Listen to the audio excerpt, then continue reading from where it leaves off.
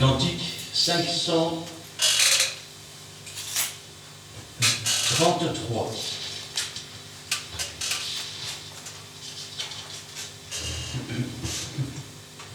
Deux. Oui. Chrétien, je croyais être, mais j'ignorais le bonheur que Jésus, mon divin maître, vient apporter dans un cœur. Oh, la paix que Jésus donne, je ne la connaissais pas. Tout sur mon chemin rayonne, depuis qu'il conduit mes pas. Sa présence souveraine maintenant règne sur moi. Du péché brise la chaîne, me rend vainqueur par la foi. Oh, la paix que Jésus donne, je ne la connaissais pas.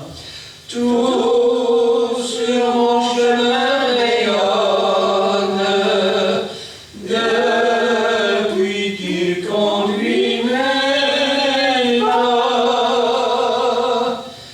Et tranquillement j'avance, m'appuyant sur mon Sauveur. Son adorable présence me donne le vrai bonheur. Oh, la paix que Jésus donne, je ne la connaissais pas. Tout sur mon chemin rayonne, depuis qu'il conduit mes pas. Amen. On va continuer avec le 528.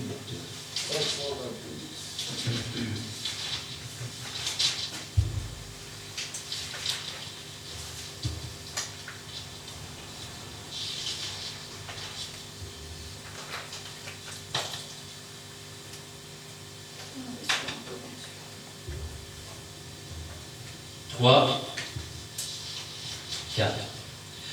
Toujours ta divine présence jette un rayon sur mon chemin, et le cœur joyeux je m'avance, je n'ai pas peur du lendemain, où tu voudras je veux te suivre, agneau de Dieu, conduis mes pas, vivre sans toi, ce n'est pas vivre.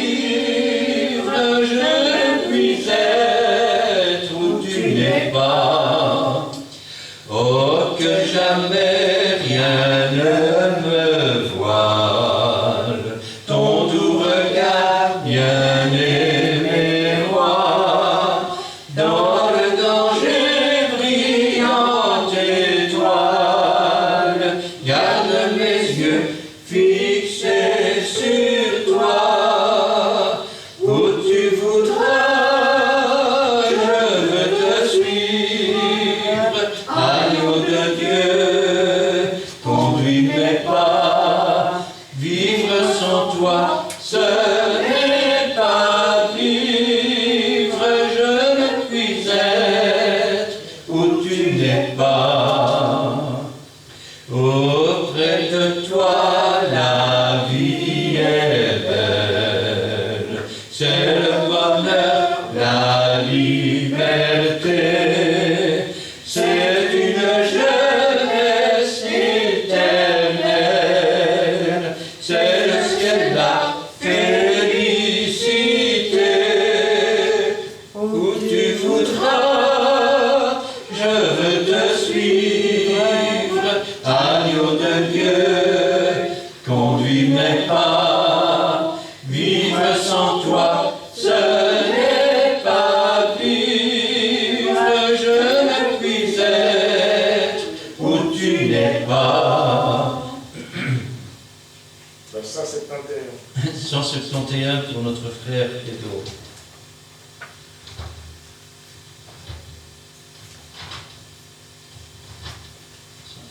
64. Wow.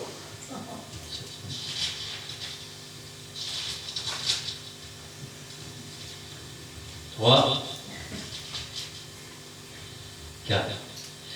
Les yeux fixés sur Jésus, je ne suis pas à pas, car en lui j'ai le salut qu'il m'a acquis à Golgotha. Son Saint-Esprit me conduit, son sang me purifie. Jésus est mon seul appui, le Saint-Livre me le dit.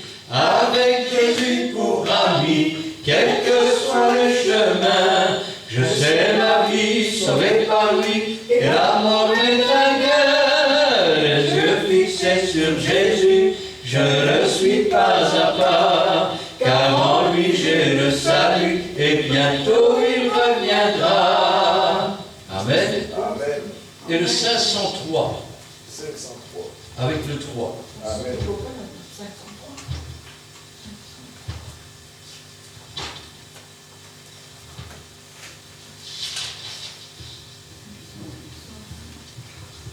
Il est plus vieux que moi, ce matin. Oui. 6, 24. Sans un Dieu puissant pour Père, que ferez-vous? Que ferez-vous? Sans un Dieu sauveur pour frère, que ferez-vous? Que ferez-vous?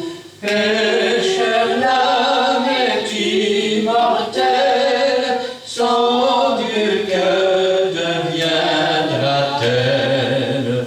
Voici l'heure solennelle, que ferez-vous? Que ferez-vous? Si vous êtes sans refuge, que ferez-vous? Que ferez-vous devant le souverain juge? Que ferez-vous? Que ferez-vous? Ô pécheurs sans repentance, qui prendra votre défense? Sans Christ et sans espérance, que ferez-vous? Que ferez-vous? Pour moi je saurai que faire. Je suis sauvé, je suis sauvé. Je connais Dieu comme un Père. Je suis sauvé, je suis sauvé. En Christ ma paix parfaite, son sang a payé ma dette, et dans ses bras je me jette. Je suis sauvé, je suis sauvé.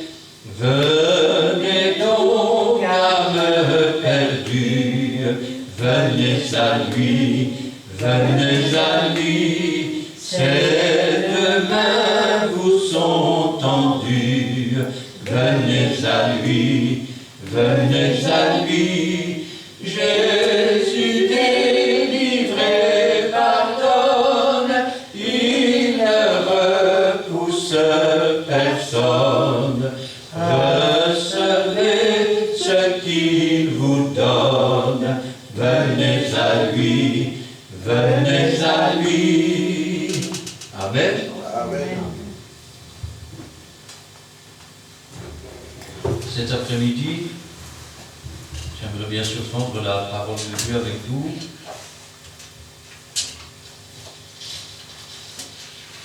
Dans le livre d'Ézéchiel, chapitre 33, nous lirons là les 20 premiers versets. 33.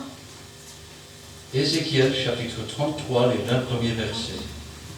Je vais demander à Edo de remettre la parole du Seigneur entre ses mains et Gina nous fera la lecture. Père, nous sommes devant toi, Père Saint, parce que les lois nous suivent et nous nous. Nous voulons faire que c'est encore nous demander ta faveur, Père Saint. Que ton Esprit Saint, Père Saint, nous ouvre les yeux spirituels. Que tu puisses nous donner encore l'intelligence pour comprendre. Parce que tu es là, tu es toujours là aussi, jusqu'à la fin de ta vie. Nous voulons avoir ta connaissance. Nous voulons faire tes œuvres, entendre, ainsi dit l'Éternel. Nous te bénissons et te sanctifions, Père Saint. Utilise, Père Saint, l'instrument qui est disponible aujourd'hui pour votre face, pour que ça, ta parole puisse sortir. Et aussi, Père Saint, tu vas utiliser que ta parole puisse avoir des effets, un impact, Père Saint, sur ta parole, pour toucher le monde. C'est notre devoir que tu nous as laissé, de répandre cette parole partout dans le monde entier. Mais nous savons que aussi, c'est un moyen que tu as donné aux hommes. Tu as ouvert l'intelligence pour que ces réseaux sociaux puissent être créés. C'est un des moyens, Père Saint, que tu nous donnes encore aujourd'hui de répandre nos paroles. Sois glorifié, Père Saint. Nous voulons te laisser la parole de place dans nos cœurs. Dans le Seigneur, notre Seigneur Jésus-Christ, notre Sauveur. Amen. Amen. La parole de l'Éternel me fut adressée en ces mots. Fils de l'homme, parle aux enfants de ton peuple et dis-leur. Lorsque je fais venir l'épée sur un pays, et que le peuple du pays prend dans son sein un homme et l'établit comme sentinelle. Si cet homme voit venir l'épée sur le pays, sonne de la trompette et avertit le peuple. Et si celui-ci qui entend le son de la trompette ne se laisse pas avertir et que l'épée vienne le surprendre, son sang sera sur sa tête. Il a entendu le son de la trompette et il ne s'est pas laissé avertir, son sang sera sur lui. S'il se laisse avertir, il sauvera son âme. Si la sentinelle voit venir l'épée et ne sonne pas de la trompette, si le peuple n'est pas averti et que l'épée vienne enlever à quelqu'un la vie, celui-ci périra à cause de son iniquité. Mais je redemanderai son sang à la sentinelle. Et toi, fils de l'homme, je t'ai établi comme sentinelle sur la maison d'Israël. Tu dois écouter la parole qui sort de ma bouche et les avertir de ma part. Quand je dis au méchant, méchant, tu mourras. Si tu ne parles pas pour détourner le méchant de sa voie, ce méchant mourra dans son iniquité, et je te redemanderai son sang. Mais si tu avertis le méchant pour le détourner de sa voie, et qu'il ne s'en détourne pas, il mourra dans son iniquité, et toi tu sauveras ton âme.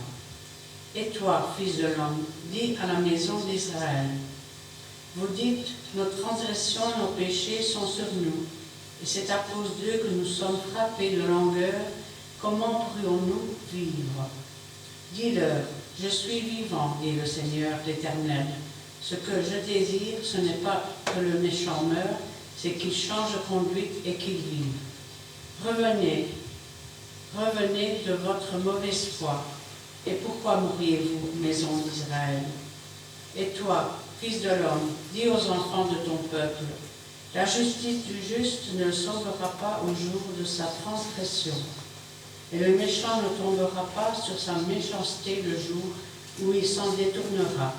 De même que le juste ne pourra pas vivre par sa justice au jour de sa transgression.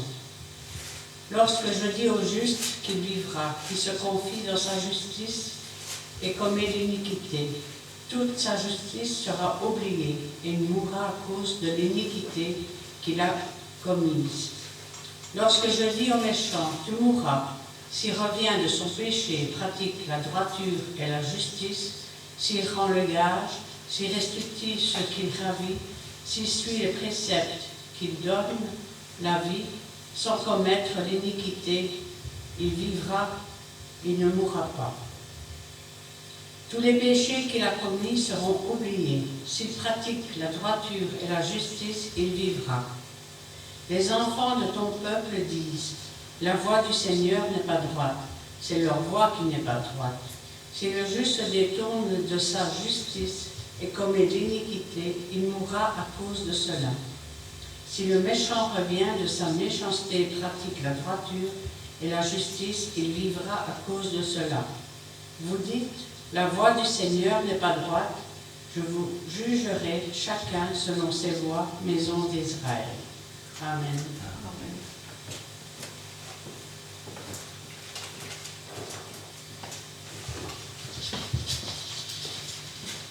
Ce que nous venons de lire ici, ce sont les devoirs des prophètes. Eh oui. Alors, qu'est-ce qu'un prophète? Un prophète, c'est d'abord un ministère. Ministère que l'on appelle souvent prophète, pour ne pas dire les voyants. Mais pas les voyants du diable, qui font des cartes et autres, ou les voyants, les voyants, c'est-à-dire ceux qui voient les choses que les autres ne voient pas. Ou plutôt, on ne pourrait même pas parler de voir réellement, ceux à qui Dieu montre les choses. Ceux à qui Dieu donne les paroles pour annoncer au peuple, pour lui crier ses péchés, afin qu'il se repente, qu'il change de vie, ou pour leur annoncer, je vais dire, une sentence de la part de Dieu, s'ils ne se repentent pas. Et les prophètes, eh bien, ils sont choisis, vous me direz, par Dieu. Ça dépend. Ça dépend. Quand le peuple est spirituel, alors on peut dire que les prophètes sont choisis par Dieu. Pourquoi? Parce que le prophète annonce les choses, et comme les choses sont annoncées, eh bien, le peuple voit que le prophète dit vrai. Donc, qu'est-ce qu'il fait, le peuple? Il se tourne vers le prophète et il dit, tu es prophète. Mais quand le peuple est dans le mensonge, quand il est dans le péché, il choisit aussi son prophète. C'est ainsi, par exemple, que nous avons l'histoire de Jérémie, où vous avez le faux prophète qui venait tout le temps le contredire. Et comme il annonçait des choses douces et heureuses, eh bien, le peuple qui était là, et le roi et ses ministres avaient choisi leur prophète. Prophète de mensonge. Il est évident que les prophètes n'ont pas toujours été aimés. Vous savez pourquoi? Parce qu'ils n'ont pas le choix. Quand Dieu leur donne un message, ils doivent le dire. S'ils ne le disent pas, ils vont perdre leur âme. Alors, j'ai un message pour les pasteurs, là, tout de suite.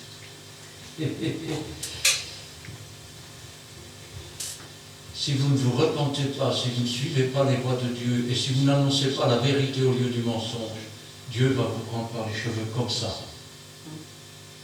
Comme ça. Et vous n'allez pas rigoler parce que il va vous demander plus de compte à vous qui avez de la charge qu'à d'autres qui n'en avaient pas.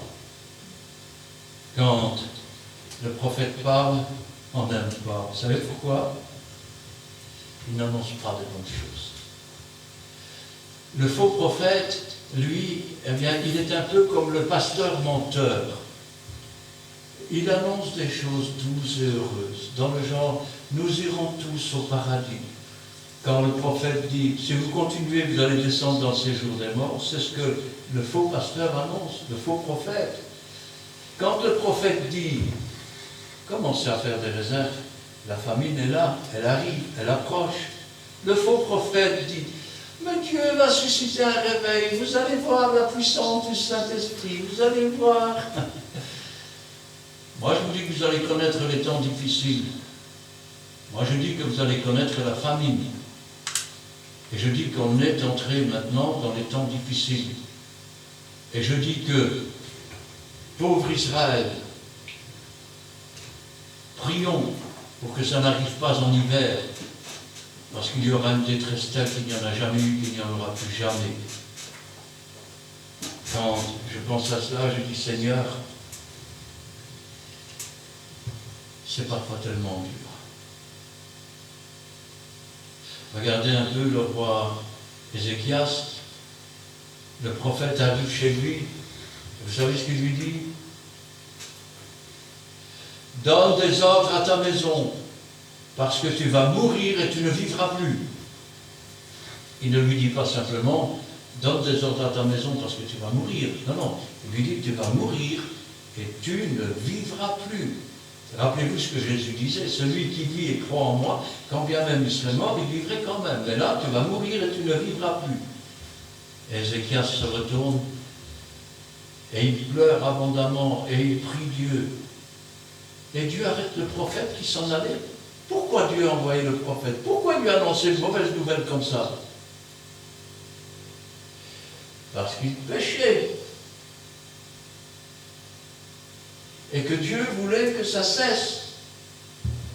Il y a des gens, parfois, il faut secouer un bon coup pour qu'ils comprennent. Ézéchias a été secoué. Alors, Dieu a dit au prophète, retourne et dis-lui que je vais allonger sa vie de 15 ans. Et à quoi connaîtrais-je que cette chose va arriver? Choisis maintenant Ézéchias. Est-ce que le soleil va avancer ou reculer? Ça serait peu de choses qu'il avance. Il suffirait d'attendre. Le ciel va reculer, le soleil va reculer. Quand le prophète Jérémie se présente, il a un joug sur les épaules et il dit au roi d'Israël, voilà le joug de l'esclavage qui est sur le dos, sur ton dos et sur celui de ton peuple. Et le faux prophète, le prophète Ananias, prend son épée, il brise le joug sur le dos du prophète et il dit, ainsi dit l'Éternel, je briserai le joug de l'esclavage et je vous rendrai libre. Et Jérémie dit, Dieu avait donné un joug de bois, tu viens d'en faire un joug de fer. Et parce que tu as fait cela, tu n'as pas été appelé par Dieu, dans l'année prochaine tu mourras. Le prophète a parlé. Il a eu 1 an pour se repentir, mais il ne s'est pas repenti, ce faux prophète, et il est mort. À quoi connaîtra-t-on que le Seigneur a parlé à son prophète? Comment saura-t-on qu'un prophète est un vrai prophète ou un faux prophète? Quand les choses qu'il a La dit. Bible le dit. Dans les choses qu'il a dit. Lorsque le prophète aura annoncé une chose et que la chose n'arrivera pas, c'est un faux prophète. N'aie pas peur de lui. Il mourra. Quand je pense à cela, je me dis, Seigneur, combien de prophètes ont été ainsi tués par les gens religieux, par les rois auxquels les prophètes s'adressaient? Regardez un peu, je parlais de Jérémie tout à l'heure, regardez un peu le sacrifice de la vie de cet homme-là. Il a été emprisonné, il a été jeté dans un puits, il a été maltraité. Et Dieu lui avait dit, tu n'auras aucune descendance. Et quand toutes ces prophéties ont été accomplies, Jérémie est parti de Jérusalem. On ne sait même pas ce qu'il est devenu, on ne sait pas où il est allé. On ne l'a plus jamais revu. On ne l'a plus jamais revu. Regardez quand Moïse, qui était un prophète, parle au peuple de ce qu'il a reçu de la bouche de Dieu. Et le peuple ne savait faire qu'une chose, c'est se plaindre. Se plaindre, tantôt d'une chose, tantôt de l'autre. Ézéchiel était un prophète de Dieu, et la parole de l'Éternel me fut adressée en ces mots. Dieu lui donne la charge et Dieu lui donne les instructions, afin qu'il sache pourquoi il agit, comment il agit, et quel est le but.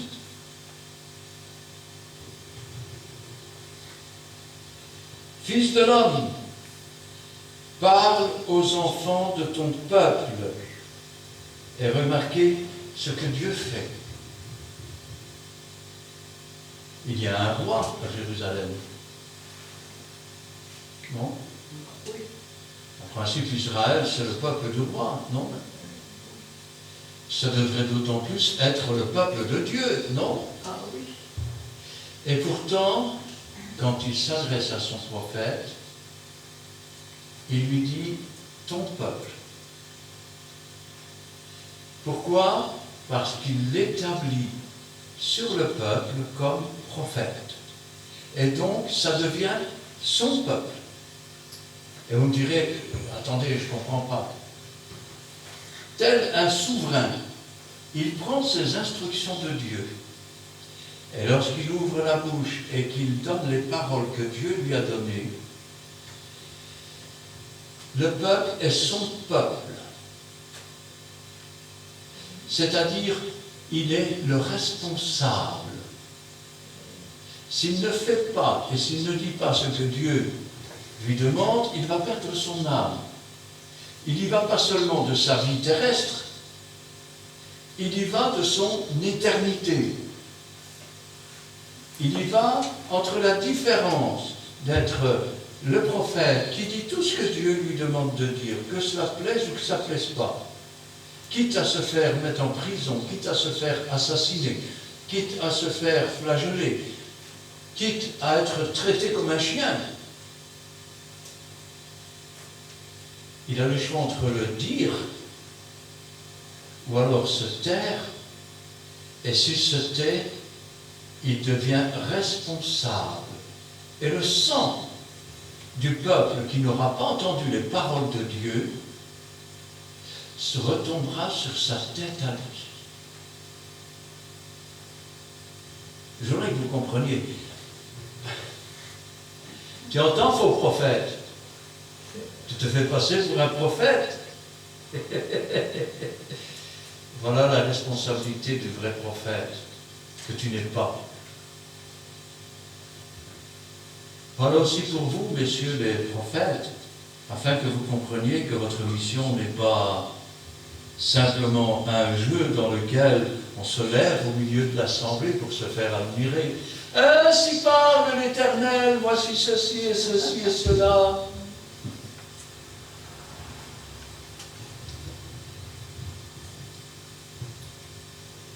N'ouvre pas la bouche quand Dieu ne parle pas. Et n'essaie pas de te faire bien voir parce que tu vas descendre dans le séjour des morts. Mais quand Dieu parle, alors ouvre ta bouche et parle. Deviens innocent du sang du peuple. Tu es comme un avertissement pour ce peuple. Tu es aussi, je vais dire, celui dont Dieu se sert comme instrument et à qui il fait confiance pour que tu annonces au peuple ses péchés et que le peuple se repente. David était tellement bien. Il avait vu la femme de Uriah. le Hétien sur le toit de sa maison, elle était en train de se baigner. Alors il l'a fait venir vers lui, il a couché avec, elle était enceinte, il a fait venir son mari. Va dormir avec ta femme. Pourquoi irais-je dormir avec ma femme? L'arche de l'Éternel est dans les champs et l'armée est dans les tentes. Le lendemain, il remet ça, il le fait boire. Il dit comme ça, il va coucher avec sa femme, le scandale sera étouffé. Mais ça ne se passe pas comme il veut. Et David donne une lettre de façon à mettre Uri le Hétien en première ligne. Vous savez ce que ça signifie à l'époque, la première ligne? Ça veut dire que vous attaquiez les remparts de château, que vous receviez de l'huile bouillante sur vous, que vous receviez les flèches qui tombaient comme comme de la neige. Vous receviez des pierres sur la tête. Il voulait le faire mourir. Et peu de temps après, David s'est marié avec Bathsheba. Et ils ont eu un enfant. David est enfin soulagé. Fini le scandale.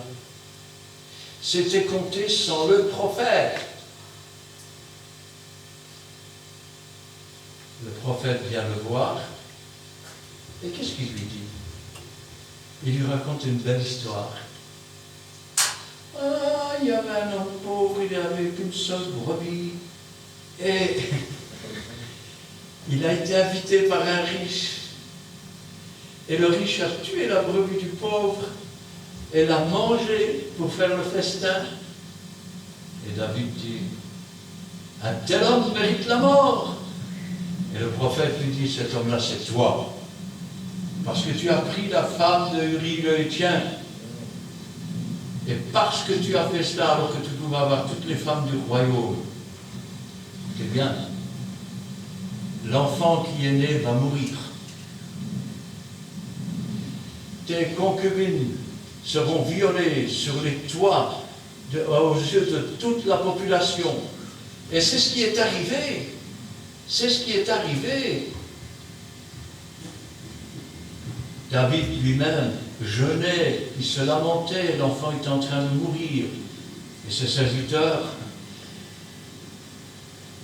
avaient peur de lui dire, l'enfant est mort, maître. Bon, apportez-moi à manger. Je ne comprends pas. Quand l'enfant était mourant, tu te lamentais, tu jeûnais. Et maintenant qu'il est mort, tu vas manger. Eh oui, parce qu'il ne reviendra pas vers moi, c'est moi qui vais aller vers lui. Donc ça ne sert à rien de se lamenter. Comme dirait Jésus, laisse les morts enterrer leurs morts. Toi, viens et suis-moi.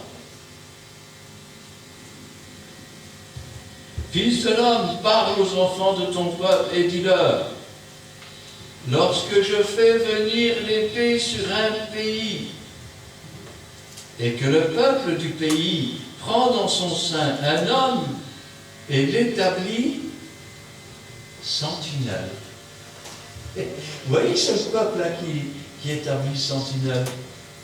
Pourquoi? Parce que le peuple dans l'Église voit, entend, regarde. Et donc, le peuple finit par savoir qui est celui qui reçoit les messages de Dieu et les annonce. Et ainsi, quand le peuple est spirituel, il écoute la voix de celui qui reçoit les paroles. Et c'est ce qui est dit ici. Et que le peuple du pays prend dans son sein un homme et l'établit sentinelle, c'est-à-dire prophète, c'est-à-dire voyant. Si cet homme voit venir l'épée sur le pays,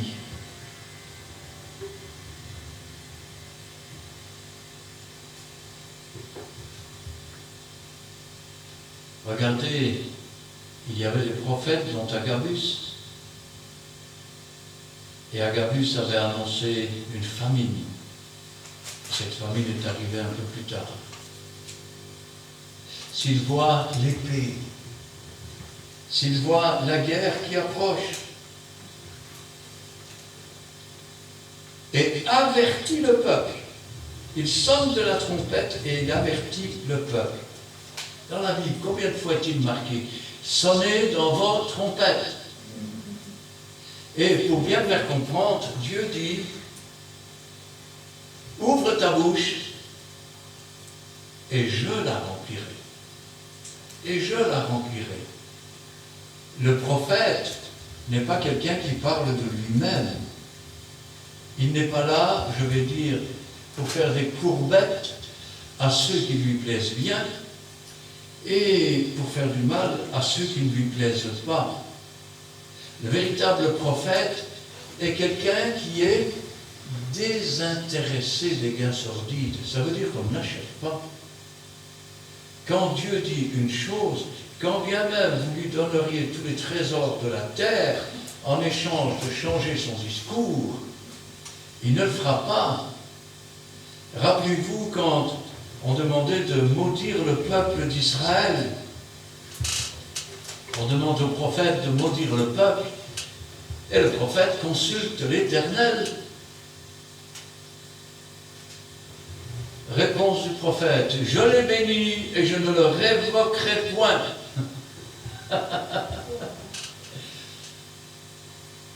C'est un peuple qui se lève, qui se dresse comme un lion, comme une lionne. Il ne se couche pas tant qu'il n'a pas mangé la chair de la victime, tant qu'il n'a pas vu son sang. Je ne vois point d'iniquité en Israël. Marquez le mot Israël, c'est lutteur avec Dieu. Est-ce qu'on lutte avec Dieu? Ou est-ce qu'on est un bon protestant et on proteste contre Dieu? Je préfère lutter avec Dieu que contre Dieu. Hein? Si cet homme voit venir l'épée sur le pays, sonne de la trompette et avertit le peuple.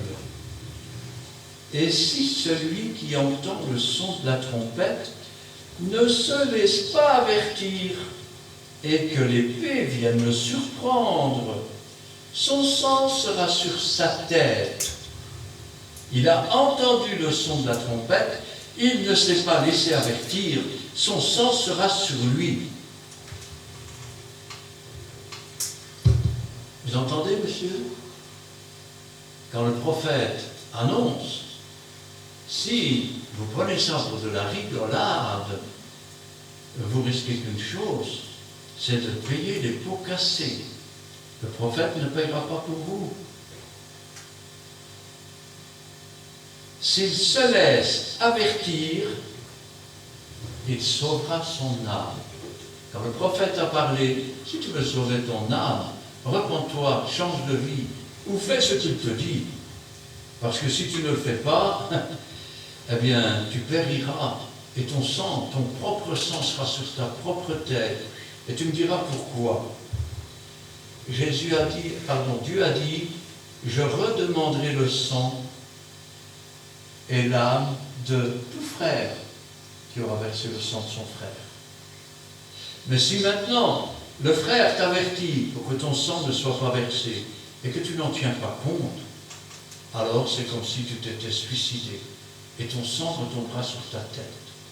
Parce qu'il faut être insensé, il faut avoir envie de se suicider, je dis bien. Quand le prophète parle, qu'il annonce que des choses terribles vont arriver, et que toi tu en ris, et que tu n'en tiens pas compte, et que tu ne te prépares pas pour ces choses-là, tu vas mourir, et tu l'auras cherché.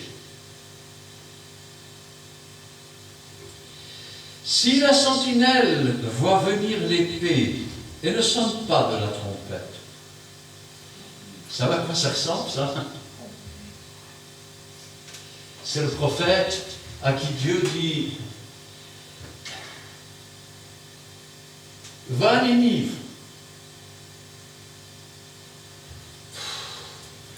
Qu'est-ce que je vais aller faire là-bas? T'as vu ces gens-là? Allez, va à Ninive. Non, non, Seigneur, moi je vais à Jaffo. Je vais prendre le bateau à Jaffo et je m'en vais. Loin de la face de Dieu. Regardez quel amour Dieu avait pour le prophète Jonas. Il aurait pu le laisser partir. Et le sang de tous ces gens de Ninive, une grande ville de 3 jours de marche, serait retombé sur la tête du prophète Jonas. Il en aurait été considéré comme le coupable.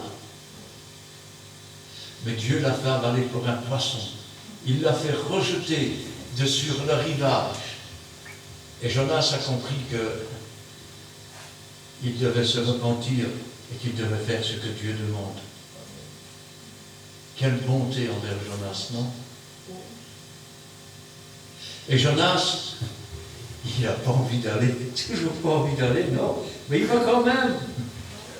Alors, il va faire une prédication pendant 3 jours dans sa vie, une prédication d'une spiritualité, je vais dire d'une finesse, une éloge inimaginable. Je crois que jamais homme n'a parlé comme cet homme quand il s'agit de, je vais dire, d'évangéliser.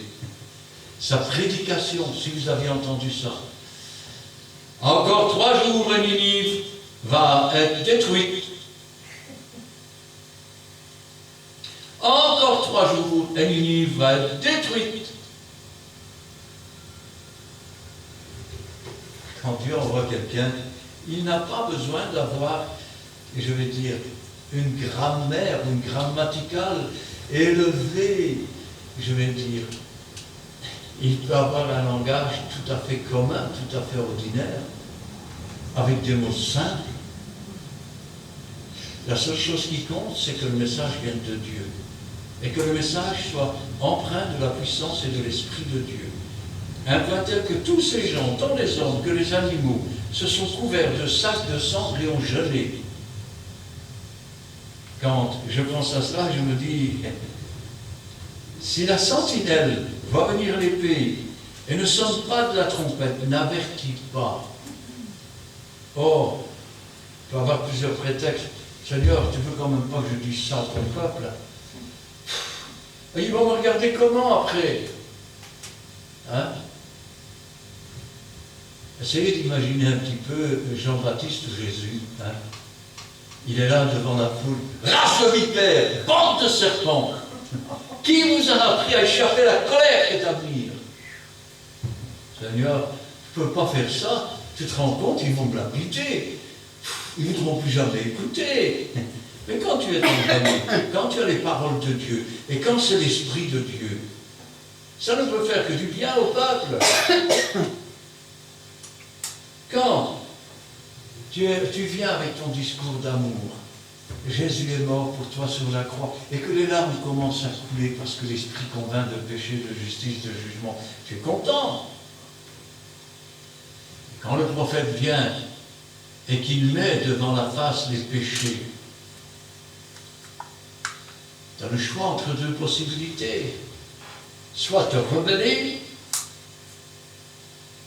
et maudire quelque part l'homme qui vient prophétiser de la part de Dieu et qui est prophète, ou alors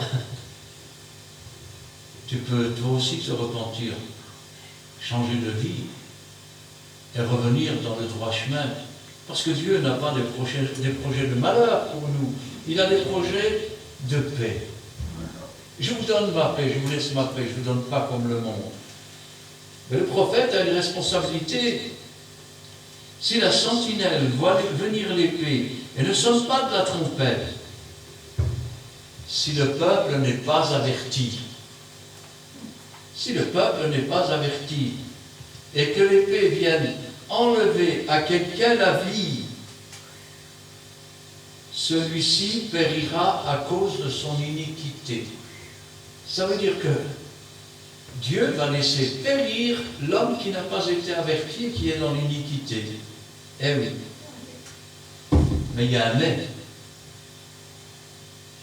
Mais je redemanderai son sang à la sentinelle. Il va redemander le sang au prophète. Parce qu'il a eu une mission et qu'il ne l'a pas accomplie. Et donc, il est rendu responsable du sang qui a été versé, même si l'autre était un pécheur. Parce que peut-être que s'il avait été averti, il aurait abandonné son péché. il se serait tourné vers Dieu comme cette ville de Ninive, qui s'est repentie, qui a changé de vie. Et Dieu a ainsi renoncé à son projet de faire mourir les gens de Ninive. De même, quand Dieu avertit, ça fait mal. Quand le prophète parle, ça fait mal, ça fait très mal. Mais c'est pour que tu te repentes, pour que tu reviennes sur le droit chemin, sur la voie du salut, pour ne pas que tu meurs avec les inconvertis, avec les pécheurs. Et toi, fils de l'homme, je t'ai établi comme sentinelle sur la maison d'Israël. Il parle à Ézéchiel. C'est le peuple qui choisit. Pourquoi choisit le peuple? Parce qu'il voit que quand le prophète parle, les choses sont là. Et toi, dit Dieu à Ézéchiel, je t'ai établi comme sentinelle. Vous savez, il y a les sentinelles de Dieu, les prophètes de Dieu, et les prophètes du diable. Aujourd'hui, je peux vous dire qu'il y a des dizaines, voire peut-être des centaines de personnes qui se disent pasteurs et qui usurpent le titre de pasteur. Jésus ne les a jamais nommés comme pasteurs. Ils ont décidé de devenir pasteurs parce que ça leur plaisait bien. Et il y a des dizaines de gens qui usurpent le titre de prophète parce qu'ils avaient envie d'être monsieur ou madame la prophétesse ou monsieur le prophète. Mais Dieu ne vous a jamais établi, Jésus ne vous a jamais donné le ministère.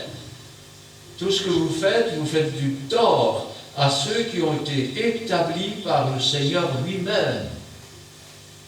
Et je le dis parce que les faux pasteurs font du tort aux gens qui ont été établis comme pasteurs réellement par Jésus-Christ.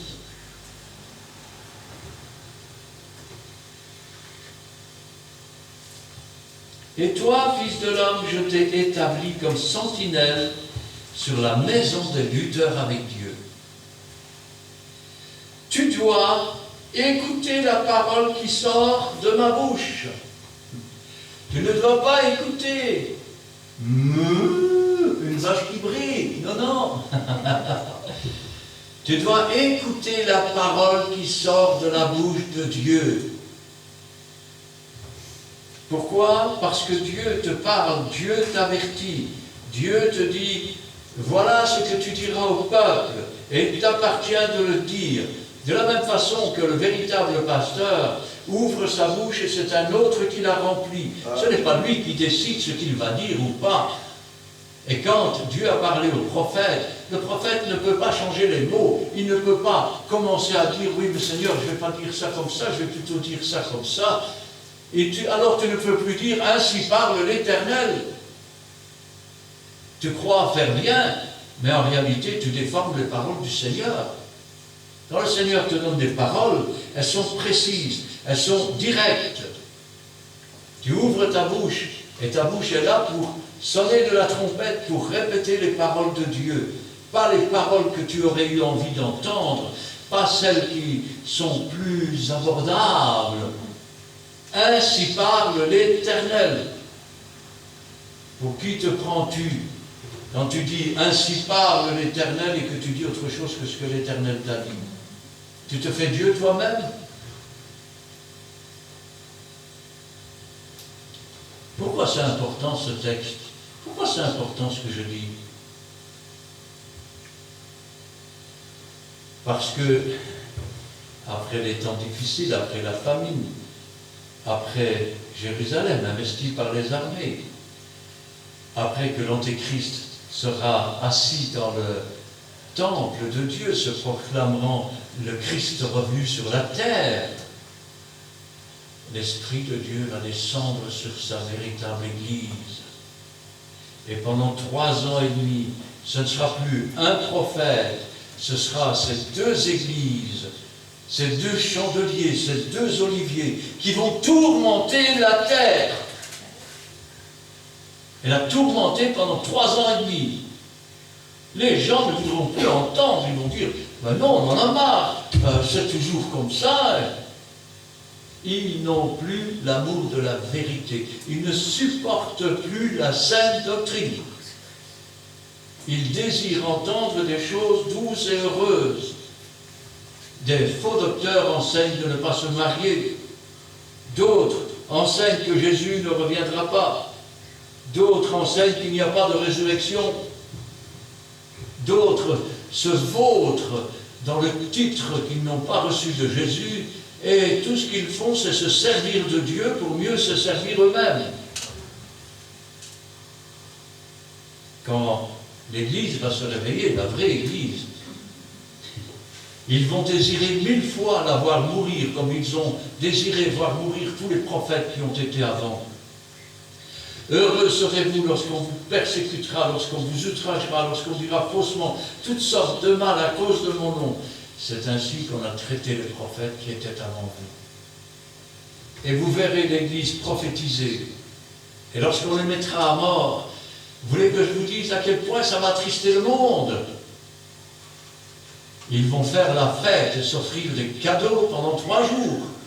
Et l'enlèvement de l'Église aura lieu après ces 3 jours et demi. Et toi, fils de l'homme, je t'ai établi comme sentinelle sur la maison des lutteurs avec Dieu. Tu dois écouter la parole qui sort de ma bouche et les avertir de ma part. Et les avertir de ma part. Quand je dis aux méchants, méchant, tu mourras.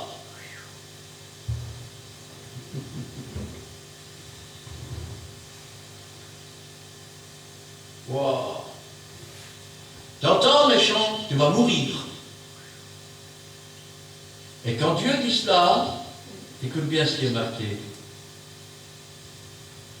Si tu ne parles pas pour détourner le méchant de sa voie, ce méchant mourra dans son iniquité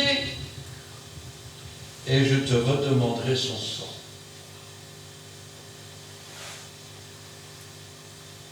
T'entends, faux pasteur?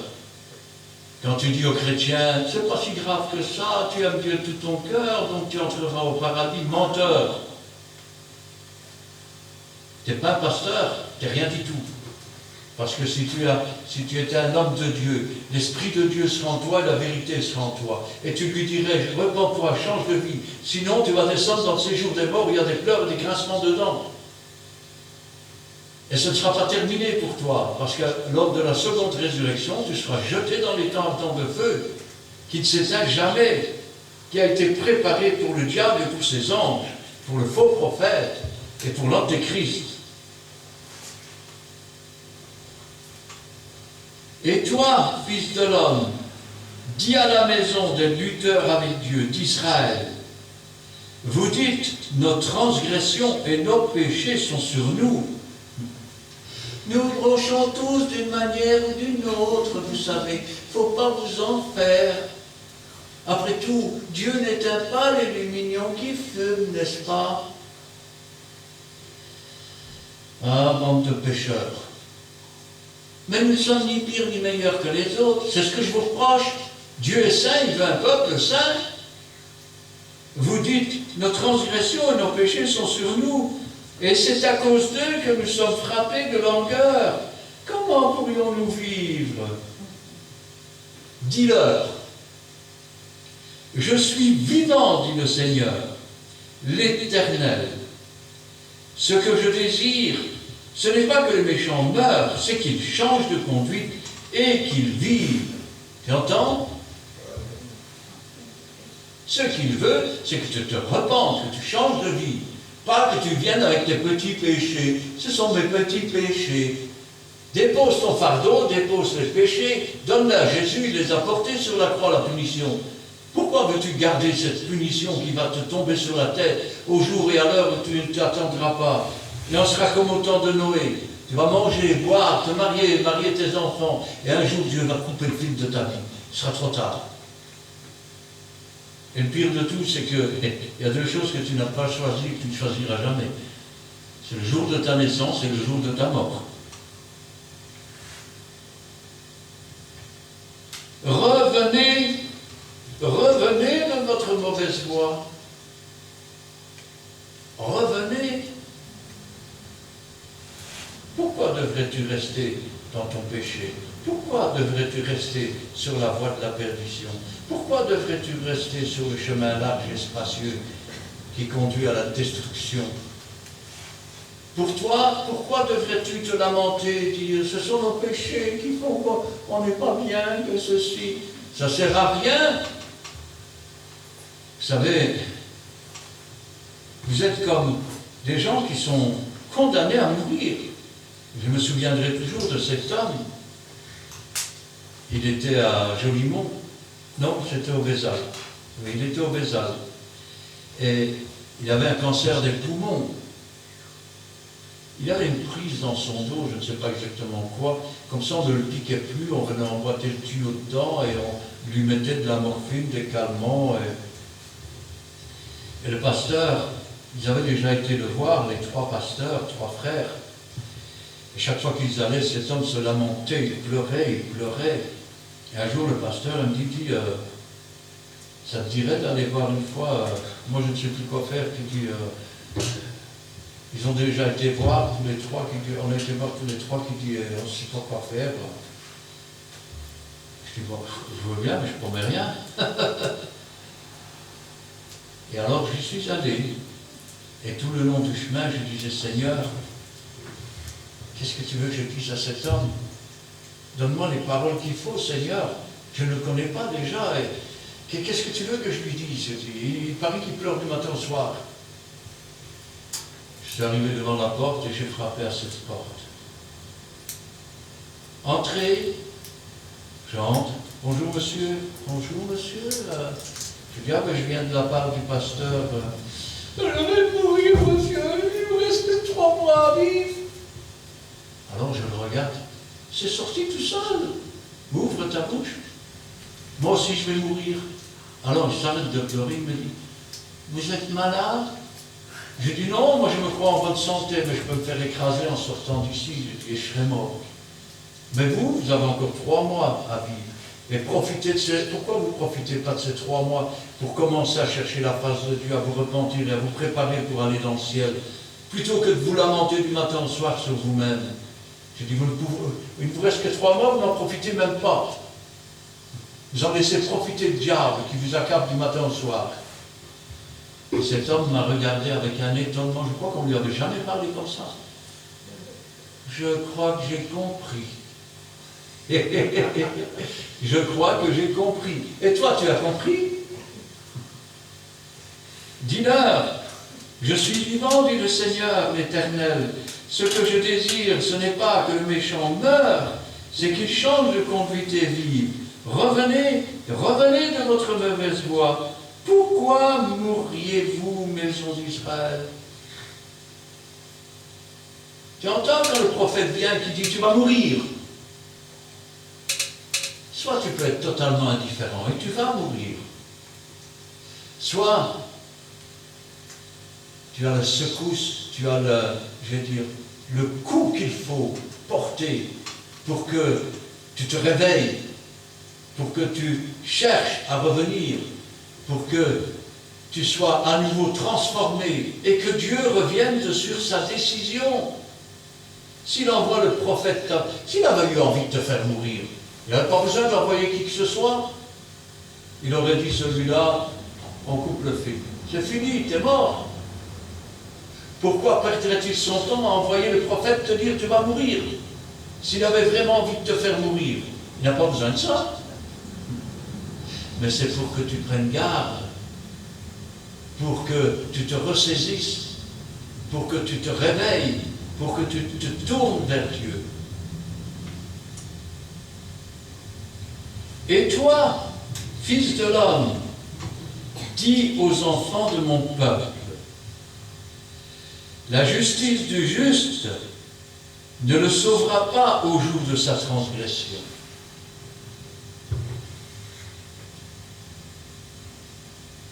Quand tu viens à Jésus, personne ne peut te ravir de la main du Seigneur. Ce n'est pas la tribulation qui va te ravir de la main du Seigneur. Ce n'est pas le diable. Ce ne sont pas ses démons. Mais qui peut me ravir de la main du Seigneur? Moi. Parce que j'ai un libre arbitre, ça s'appelle comme ça.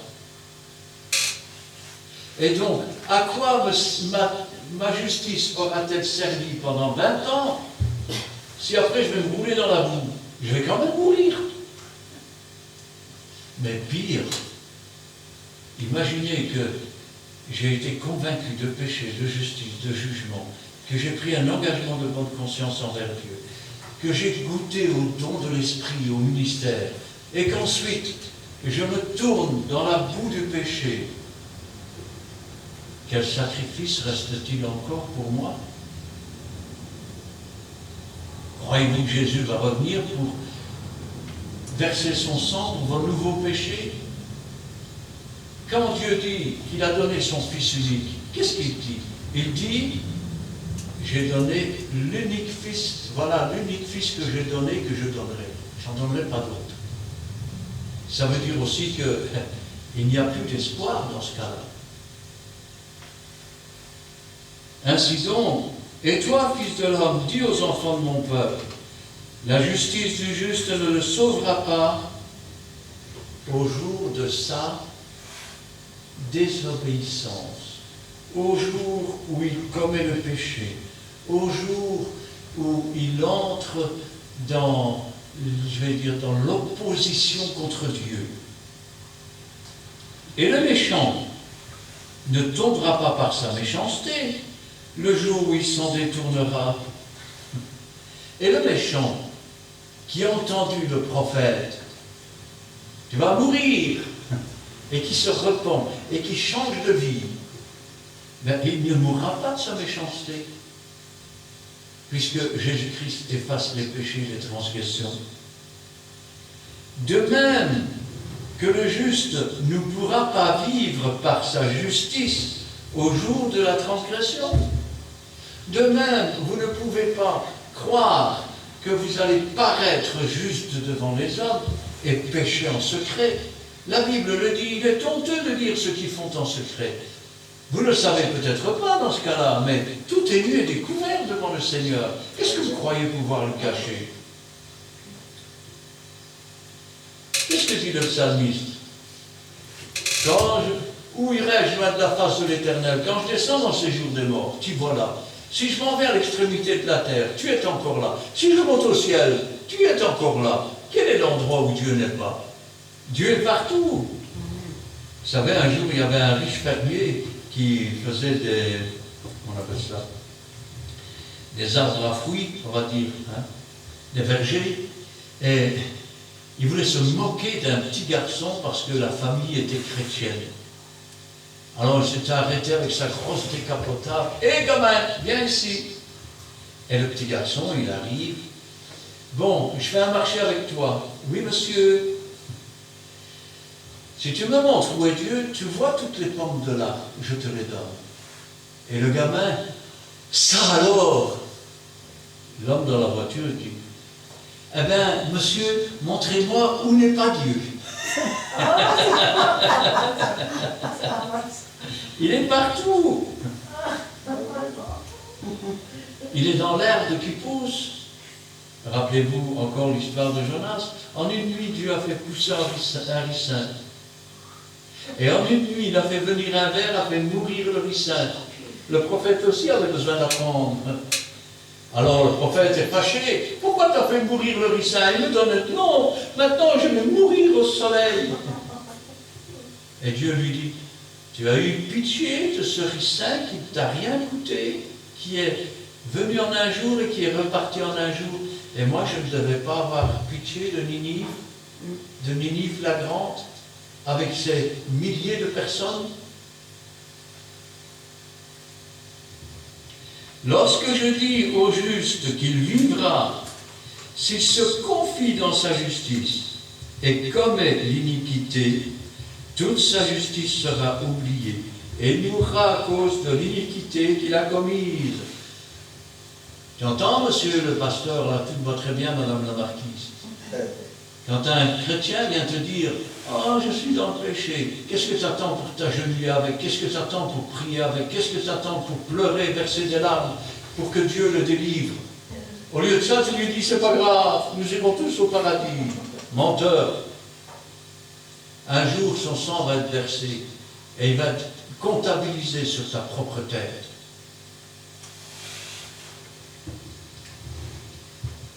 Lorsque je dis au juste qu'il vivra, lorsque le prophète vient et qu'il dit « Par ta justice tu vivras », si maintenant, quelque temps plus tard, tu grimpes en orgueil et qu'ensuite tu commences à pécher, tu ne vas pas vivre. Dieu t'a dit cela pour t'encourager. Et toi, qu'est-ce que tu as fait? Tu t'es élevé en orgueil. Dieu abaisse les orgueilleux. Et te voilà tombé dans le péché. Tu vas mourir. Tu vas mourir. Tu ne vivras plus.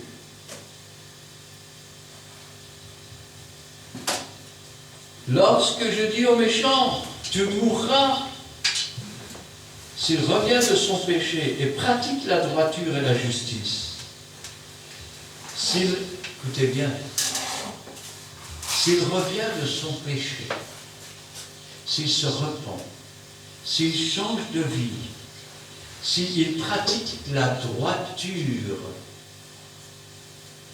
la justice, s'il rend le gage, vous savez ce que c'est qu'un gage? Non. Alors, je vais vous dire un secret. Il est bon pour les enfants de Dieu, il est bon pour les pasteurs, il est bon pour n'importe qui. Si quelqu'un vient pour vous prêter ou emprunter près de vous, qu'en échange, il vous laisse quelque chose, si vous voulez un conseil, ne freinez pas le gage. Si vous voulez le prêter, alors considérez que vous l'avez donné. Parce que c'est un piège du diable. Une fois que vous avez prêté, si on ne vous rembourse pas, qu'est-ce qui se passe? Vous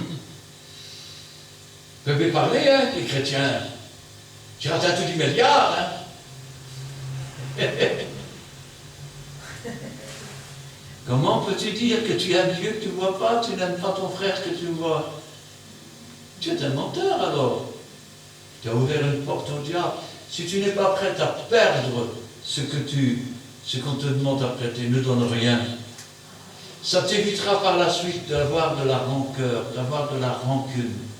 C'est ce que Dieu lui dit ici. Si tu changes de vie, si tu te repens, s'il rend le gage, s'il restitue ce qu'il a volé.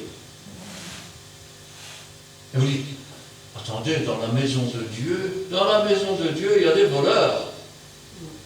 Et les voleurs ne sont pas toujours, parfois, les petits qui s'assoient. C'est parfois les grands qui montent sur la tribune, qui volent dans la caisse de l'église. Ou qui escroquent les vieilles. Qui vont se plaindre qu'il n'y a pas beaucoup qui rentrent dans l'église pour essayer de tirer du pognon. Et si j'utilise un mot argot, c'est parce que ces gens ne valent pas mieux que, je vais dire, ces malfaiteurs, pour rester poli.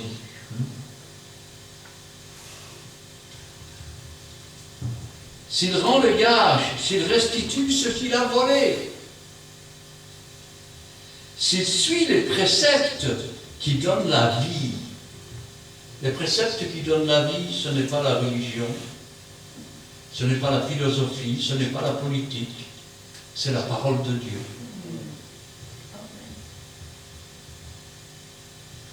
Sans commettre l'iniquité, sans commettre le péché, il vivra et ne mourra pas.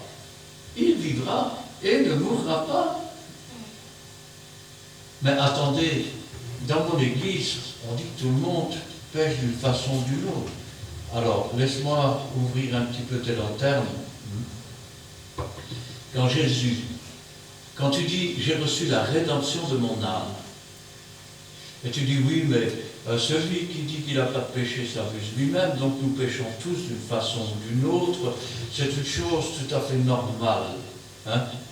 Connais-tu seulement le sens des Écritures? Quand, à la résurrection des morts, tu vas recevoir la rédemption de ton âme, qu'est-ce que tu vas dire? Oui, mais nous bronchons tous d'une manière ou d'une autre. Celui qui dit qu'il n'a pas de péché s'abuse lui-même. Donc, mon corps glorifié sera un corps de pécheur. Donc, les pécheurs montent au paradis. Jésus est venu pour rien. Et Dieu est stupide parce qu'il a envoyé son Fils mourir alors que on grimpe là-haut avec des péchés dans l'âme, des péchés dans... Est-ce que tu te rends compte de ce que tu dis au peuple? Quand Jésus a versé son sang, il a effacé tous nos péchés, toutes nos transgressions. Ce qui veut dire que celui qui marche selon l'Esprit ne pêche pas. Là où il n'y a pas de loi, il n'y a pas de péché.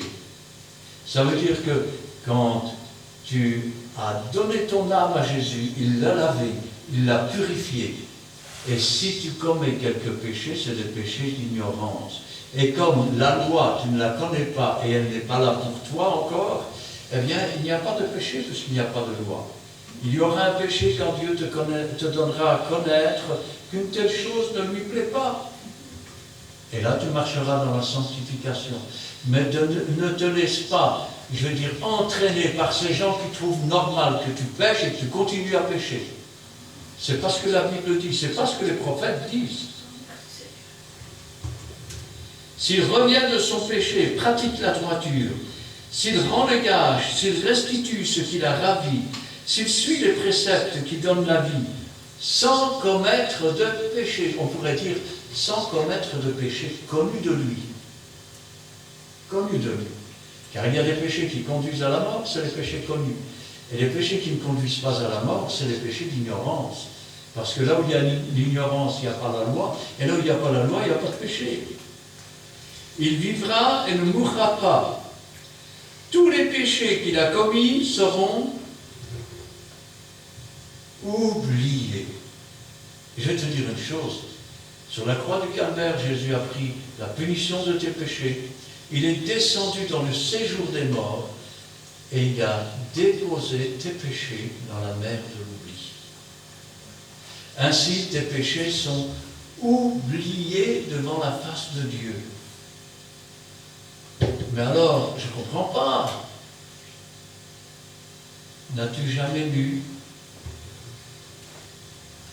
le jugement qui reste? Il n'y en a qu'un. C'est que la lumière étant venue dans le monde, ils ont préféré les ténèbres. Vous savez pourquoi les gens descendent aujourd'hui dans ces jours des morts? Parce qu'ils n'ont pas accepté le sacrifice que Jésus-Christ a fait pour eux. La lumière est venue dans le monde, mais ils ont préféré continuer dans leur péché. Et vous, vous dites dans vos églises que si tu pêches, ce n'est pas grave. Révisez vos discours, s'il vous plaît. Les enfants de ton peuple disent, la voie du Seigneur n'est pas droite. Ben oui, quand vous parlez comme ça, vous dites que la voie du Seigneur n'est pas droite et que c'est normal de pécher. Après tout, on n'est ni pire ni meilleur que les autres. Hein. Je pensais que Dieu est saint et qu'il veut un peuple saint, mais non. Vous prenez en charge des brebis et qu'est-ce que vous offrez en sacrifice pour Dieu comme brebis? Des brebis aveugles, des brebis estropiées, des brebis boiteuses, parce que vous n'entrez pas dans le royaume des cieux et vous les empêchez d'entrer.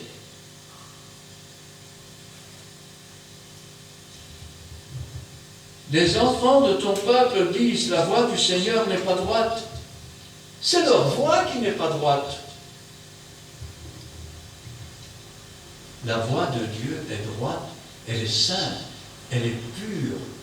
Elle est celle qui va chercher l'homme dans la boue du péché, qui la lave, qui la nettoie, qui la retire, qui l'élève jusqu'à le faire asseoir dans les lieux célestes avec Jésus-Christ. Il est celui qui prépare toutes choses pour l'avenir éternel de l'homme. Et vous dites que ces voies ne sont pas droites parce que vous êtes vous-même corrompus. Parce que vos voix vous conduisent dans le séjour des morts, où il y a des pleurs et des grincements de dents, dans la boue du péché. Vous êtes comme des chiens qui retournent à ce qu'ils ont vomi, comme des truies qui retournent dans leur bourbier, et vous dites, ne m'approchez pas car je suis saint. Et vous dites, qu'est-ce qu'il dit le frère? C'est marqué dans la Bible. Ce que je viens de dire est marqué dans la Bible. Les enfants de ton peuple disent, la voix du Seigneur n'est pas droite, c'est leur voix qui n'est pas droite. Si le juste se détourne de sa justice, et comme est l'iniquité, il mourra à cause de cela. Il mourra à cause de l'iniquité. Et si le méchant revient de sa méchanceté, tu entends? Toi qui es dans la méchanceté, dans le péché, et qui le sais d'ailleurs, je ne vais pas t'apprendre tes péchés, tu les connais. Même si autour de toi, personne ne sait, mais Dieu le sait. Ça, il m'est déjà arrivé, lors de réunions comme cela, de dire les péchés que certains ont dans l'Église, sans citer de nom pour ne pas les humilier, mais croyez-moi qu'ils se connaissent parfaitement. Si le méchant revient de sa méchanceté et pratique la droiture, la justice, il vivra à cause de cela. Tu es sur un chemin de mort. On t'a enseigné que le péché c'était pas grave et tu pêches, comme si tu mangeais des frites ou on ne sait pas. Eh bien, repens-toi, change de vie et tu sauveras ton âme. Mais si tu restes dans ton péché, tu périras. Parce que Dieu est un feu qui dévore. Il dévore tout ce qui est péché. Tu as entendu parler du baptême de feu? C'est le feu qui descend du ciel et qui brûle le reste de tes péchés, ceux que tu ne saurais pas anéantir. Dieu te fait encore un cadeau.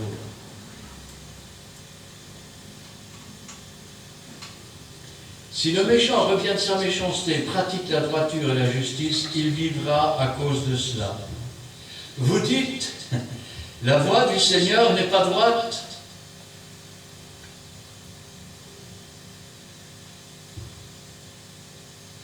Combien de pasteurs aujourd'hui, ou qui se disent pasteurs aujourd'hui, se sont détournés des paroles du Seigneur? Oui, mais les paroles dans la Bible ne sont pas droites. C'est Paul qui dit ça, c'est un macho, il faut comprendre. C'est Jean qui dit ça, il faut comprendre, c'est un macho. Hein? Mais non, c'est l'Ancien Testament, c'était pour dans le temps. Allons, aujourd'hui nous sommes modernes. Aujourd'hui, il faut vivre avec son temps. Tu te rends compte? On ne veut pas avoir l'air d'Amish. Parce que sinon, les Amish de mes Amish sont mes Amish. Hein? Mais regardez ce que vous faites. Vous faites entrer dans le péché, vous le mettez à l'honneur sur la tribune.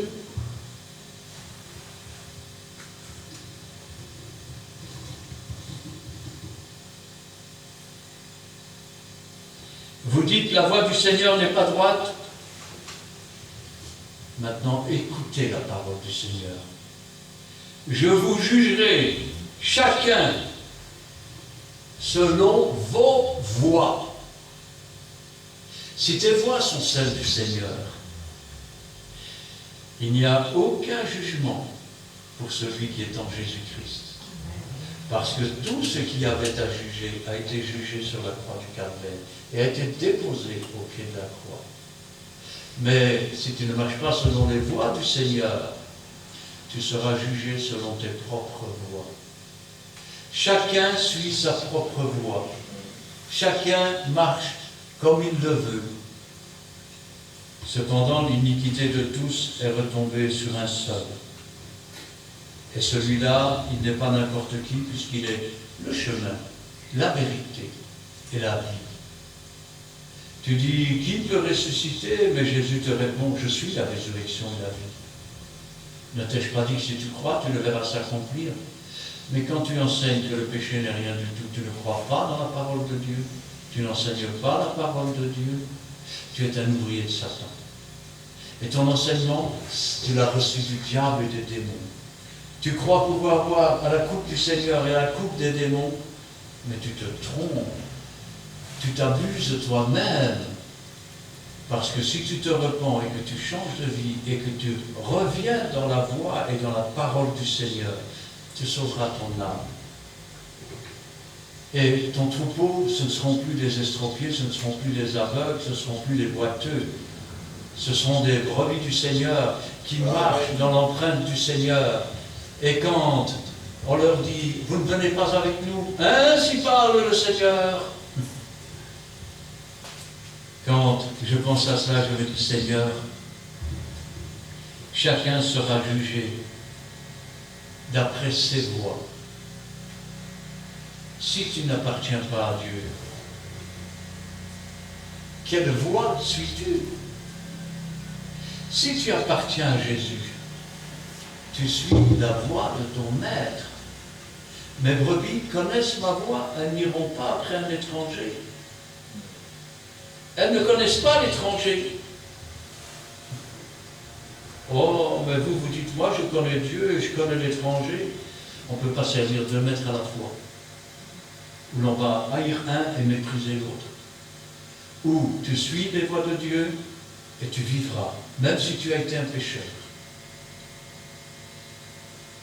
Cherchez l'Éternel pendant qu'il se trouve. Invoquez-le tandis qu'il est prêt, que le méchant abandonne sa voie, qu'il retourne à l'Éternel, à notre Dieu, qu'il ne se lasse pas de pardonner, qu'il aura pitié de nous, afin que le moment venu, quand le fil de ta vie sera coupé, ce ne sera pas pour entendre « je ne t'ai jamais connu, retire-toi de moi », mais que ce soit pour entendre « viens bon et fidèle serviteur, viens bonne et fidèle servante ». Et tu me diras, on ne fait pas une doctrine sur un seul morceau de chapitre. Tu as raison. Alors, je vais arrêter de parler. Je vais lire. Tu peux bien? D'abord, je m'en vais dans cet instant. Voilà. Je m'en vais dans Actes des Apôtres, chapitre 20. C'est pourquoi, et je suis au verset 26, c'est pourquoi je vous déclare aujourd'hui que je suis pur du sang de vous tous, car je vous ai annoncé tout le conseil de Dieu sans rien en cacher. Prenez donc garde à vous-même et à tout le troupeau sur lequel le Saint-Esprit vous a établi, évêque, pour paître l'Église du Seigneur, qu'il s'est acquise par son propre sang. Je sais qu'il s'introduira parmi vous après mon départ des loups cruels qui n'épargneront pas le troupeau, et qu'il s'élèvera au milieu de vous des hommes qui enseigneront des choses pernicieuses pour entraîner les disciples après eux. On continue? On va prendre un troisième alors. Livre d'Ézéchiel, chapitre 2, verset 17. Fils de l'homme, je t'établis comme sentinelle sur la maison d'Israël. Tu écouteras la parole qui sortira de ma bouche et tu les avertiras de ma part. Quand je dirai au méchant, tu mourras, si tu ne l'avertis pas, si tu ne parles pas pour détourner le méchant de sa mauvaise voie et pour lui sauver la vie, ce méchant mourra dans son iniquité et je te redemanderai son sang. Mais si tu avertis le méchant et qu'il ne se détourne pas de sa méchanceté et de sa mauvaise voie, il mourra dans son iniquité et toi tu sauveras ton âme. Si un juste se détourne de sa justice et fait le mal, je mettrai un piège devant lui, t'entends? Je mettrai un piège devant lui et il mourra, parce que tu ne l'as pas averti. Il mourra dans son péché, on ne parlera plus de la justice qu'il a pratiquée et je redemanderai son sang. Si tu avertis le juste de ne pas pécher et qu'il ne pêche pas, il vivra parce qu'il s'est laissé avertir et toi, tu sauveras ton âme.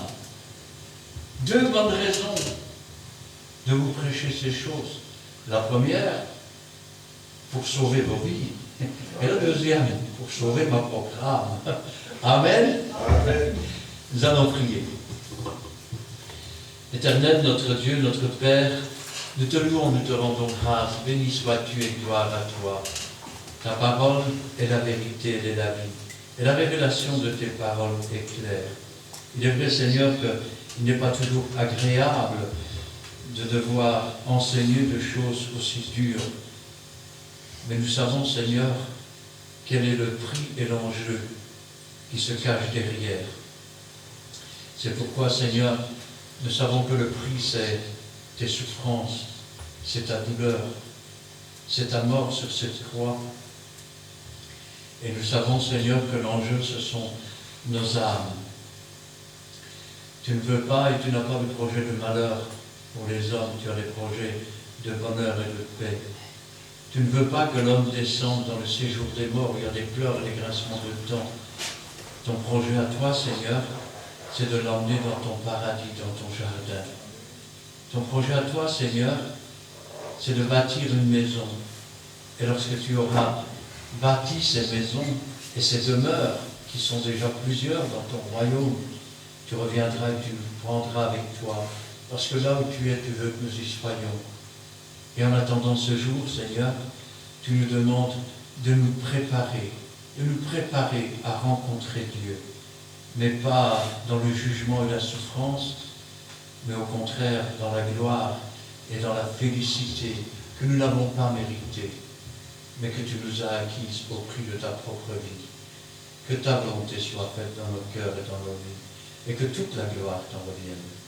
Gloire au Père, gloire au Fils, et gloire au Saint-Esprit. Amen. Amen. Éternel Dieu, tu m'approches encore vers toi, Père Saint, pour savoir, Père Saint, dire la vérité à celui qui est dans la perdition, Père Saint. Tu nous as donné un esprit, pas un esprit de timidité, mais tu nous as donné un esprit de puissance pour vaincre, Père Saint. Et aussi une puissance, Père Saint, cet esprit qui est encore pour savoir éclater la vérité. Moi, pas, Père Saint, pour encore embellir, pour réunir encore, Père Saint Seigneur, le péché. Ou celui qui n'est pas droit envers toi, nous voulons sauver les âmes. Et aussi, Père Saint, comme nous avons compris dans ta parole, Père Saint, si nous détournons les méchants de ces mauvaises voies, Père Seigneur, nous sauverons aussi notre âme. Père, tu m'engages, je vais sauver aussi le mien, on sauvera les autres. Parce que si je n'ai pas, Père Saint,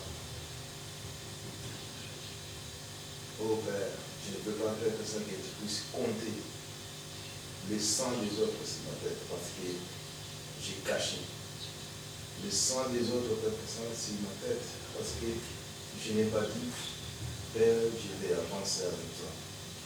Nous te bénissons de tes sanctuaires pour cette parole qui est si puissante, Père Seigneur. Père, nous savons que tu es au milieu de nous parce que tu parles réellement que tu as parlé. Père, nous te bénissons davantage. Bénis aussi, Père, l'instrument que tu as choisi pour annoncer les oracles de l'Éternel. Et aussi, Père Saint, que cette parole, Père Saint, ne retourne pas chez toi sans avoir fait ses effets. Déjà, Père, j'ai changé, Père Saint, aussi des situations. À travers cette parole, Père, je vais marcher dans la vérité. Je vais, Père Saint, appeler, Père Saint, un chien, un chat. Et aussi, Père Saint, aide-moi, Père Saint, aussi. Parce que nous savons bien que ce n'est pas facile, mais quand toi tu habites en nous, Père Saint, toute chose devient facile. Mais nous voulons sauver les âmes par ta force, par ta puissance. Et tu ne veux pas perdre une personne, cette personne, parce que Père, tu Tu as créé l'homme fait comme ça pour approcher le bonheur, pas pour approcher le bonheur. Tu ne peux pas faire avec la dessin, tu peux limiter pour que la dessin. Que tu as mis à notre disposition. Merci Dieu Tout-Puissant encore pour cette belle soirée. Merci Père Saint encore d'avoir disposé nos oreilles spirituelles. Nous avons compris ainsi, dit l'Éternel. Merci Dieu Tout-Puissant. Bénis aussi Père Saint, notre chemin de retour. Et bénis tout et chacun ici présent. Parce que nous avons écouté ta parole. Nous avons aussi entendu. Et Père, nous voulons Père Saint sauver nos âmes. C'est pour cela, Père, nous ne pouvons pas faire ça sans toi. Parce que tu as dit, sans toi, nous ne pouvons rien faire. Aide-nous, Père Seigneur. Nous t'avons reçu.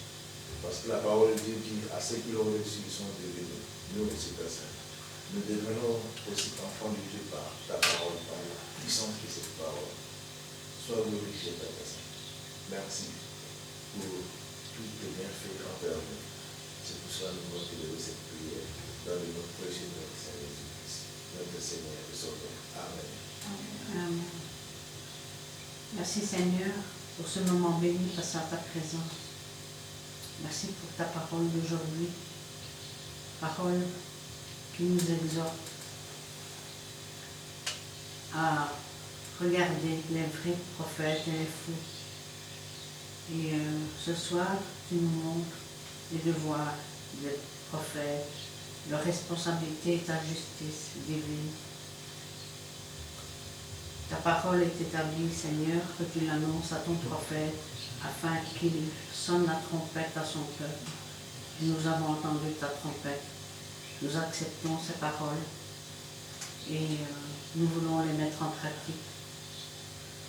Non pas comme nous le voulons, mais comme toi tu le désires, oh mon Dieu. Pardonne-nous en premier nos péchés, nos iniquités, nos manquements. Donne-nous, Seigneur, de marcher de l'avant dans le chemin étroit que tu as tracé pour chacun de nous. Et ne permets pas que nous tombions en tentation, car l'ennemi est là. Il est prêt à dévorer sa proie. Mais Seigneur, nous voulons rester debout pour toi et nous voulons écraser les pièges que l'ennemi te nous tend, Seigneur, comme toi-même tu l'as vaincu à la croix du Calvaire. Aide-nous, Seigneur. Entoure-nous du sang précieux de l'agneau, afin, Seigneur, de ne pas tomber en tentation, mais de rester debout pour toi, de lutter avec toi dans le chemin étroit que tu as tracé pour nous, et de faire ta volonté, Seigneur, un pas à la fois, de mieux en mieux, comme tu le demandes, oh mon Dieu. Nous acceptons ces paroles, Seigneur, et nous voulons mettre en pratique ta parole qui est vraie. Et tu nous montres, Seigneur, de ne pas nous associer avec tous les méchants, tous les menteurs, tous les voleurs, tous ceux qui n'appliquent pas ta parole, tous ceux, Seigneur, qui prennent des ministères comme ils veulent, sans être dans la vérité. Mais toi, Seigneur, tu nous montres que nous devons dire la vérité quand quelqu'un est dans l'erreur, dans le péché, qui n'est pas dans la bonne direction, afin qu'ils se repentent, qu'ils changent, qu'ils abandonnent de mauvaises actions et qu'ils se détournent du mal et qui reprennent, Seigneur, le bon chemin. Agis, Seigneur, afin que nous puissions mettre en pratique, Seigneur, ce que tu nous demandes, oh mon Dieu.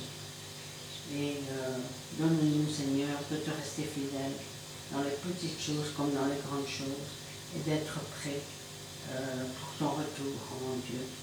Fortifie-nous, Seigneur, là où nous sommes faibles, oh mon Dieu, car tu connais tout de nous, Seigneur, rien n'est caché devant ta sainte face. Nous pouvons mentir à un homme, mais nous ne pouvons pas te mentir à toi, Seigneur. Apprends-nous, Seigneur, à te rester fidèle, à mettre en pratique, Seigneur, tes préceptes, tes commandements, ta parole qui est vraie, Seigneur, et tiens notre main faible dans ta main puissante, et guide toujours nos pas dans tes empreintes. Car nous t'aimons, Seigneur, et nous voulons faire ta volonté, Seigneur.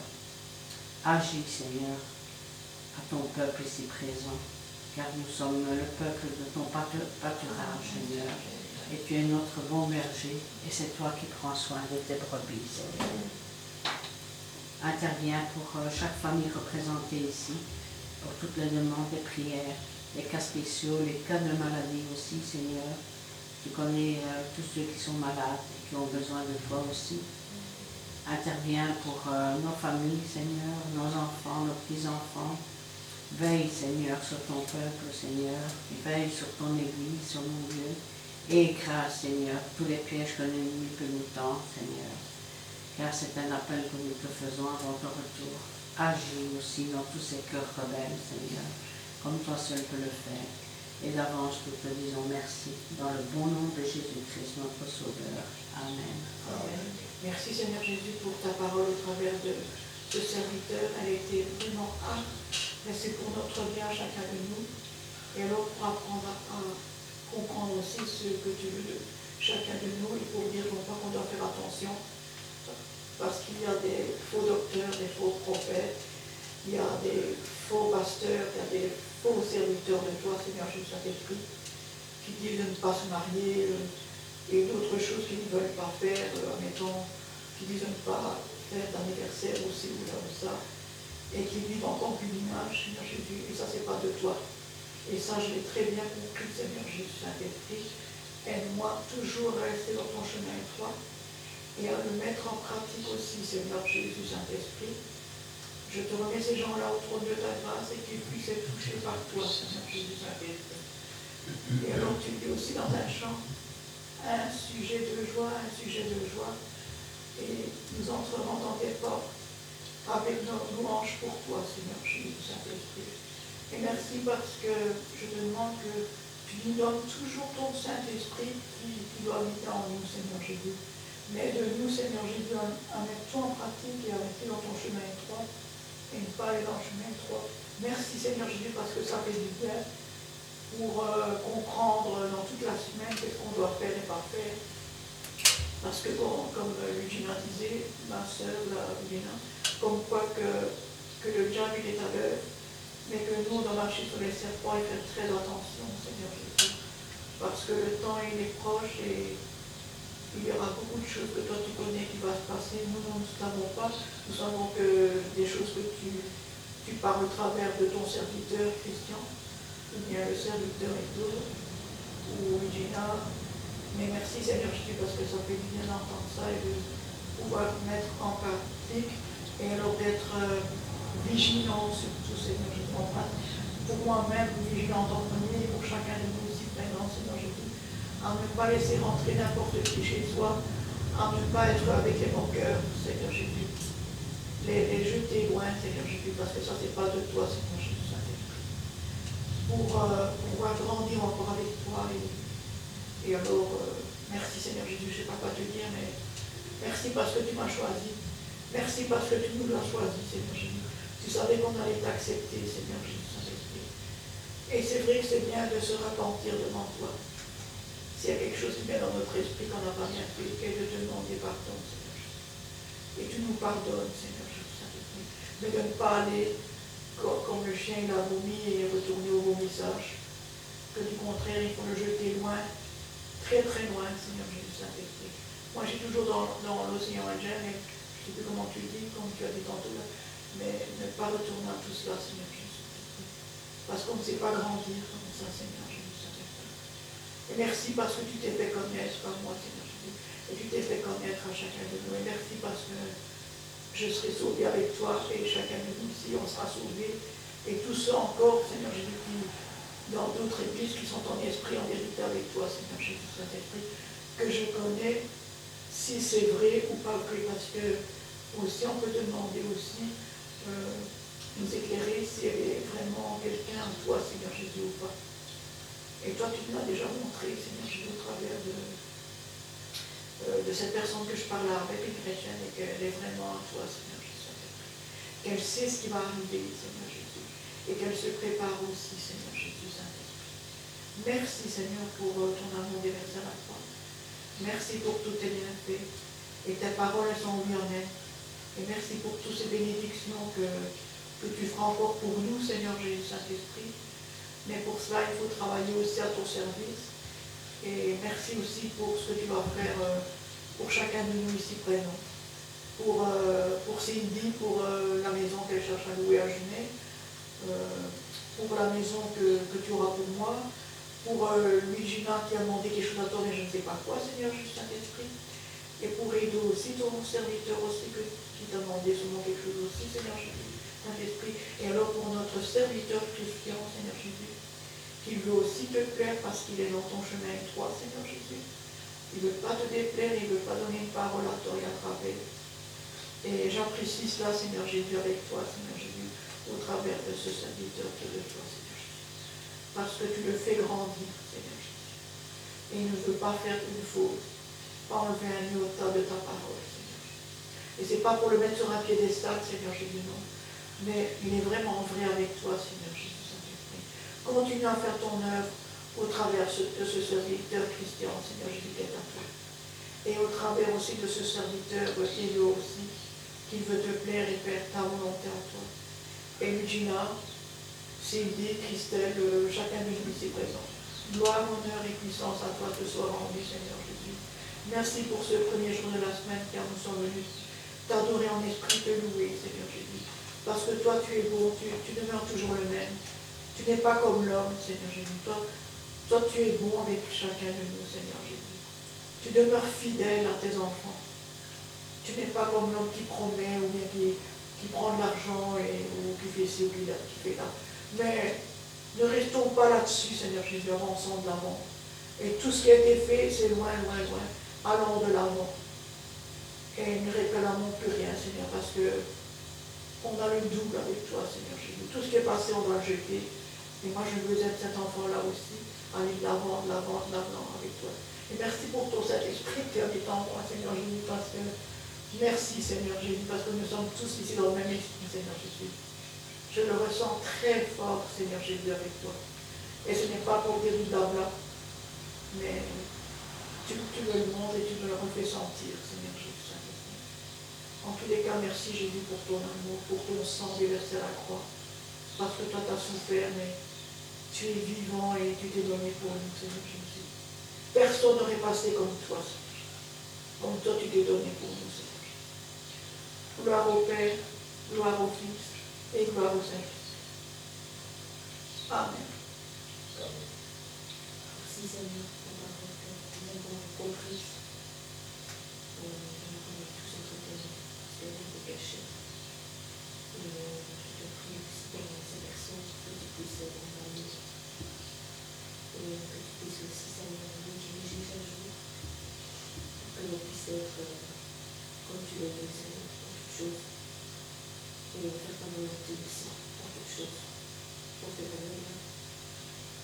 Et que tu puisses nous aider aussi, parce que voilà, Seigneur, tu connais tout. Et je te remercie pour les tels prières que tu connais. Que tu puisses intervenir à toi seul qui peux le faire, Seigneur. Parce que sans toi, on ne peut rien faire. Et je veux aussi te remercier pour tout ce que tu fais. Et te remercier aussi le retour et la semaine aussi. Que tu puisses nous garder dans ton puissant. Merci, Seigneur. Amen. Amen. Amen. Amen. Eh bien, nous terminerons avec le cantique numéro 537. 537.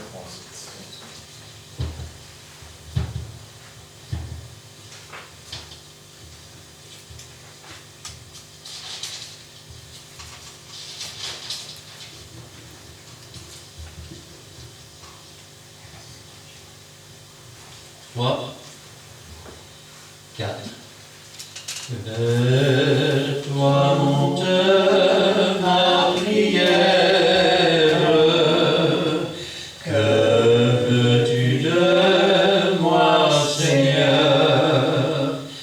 Tous les trésors de la terre sont trop peu pour mon sauveur.